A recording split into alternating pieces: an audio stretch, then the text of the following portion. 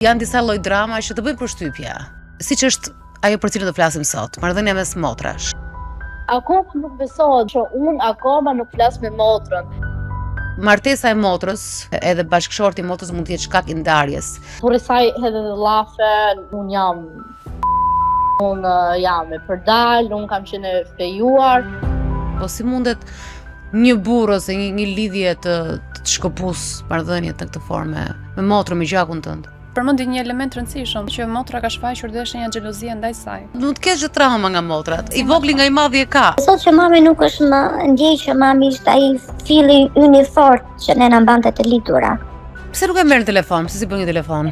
Më shpërgjigjur mbas 2 ditësh me një lumë të sharash, ofendimesh dhe aty u rebelova dhe i thash stop. Mund t'i dhe shëndeshme që mos flasësh me motrën? Kur është e shëndeshme mos flasësh fare? Ka parë shumë njerëz cilët jashtë familjes janë komplet ndryshe, të shëndetshëm.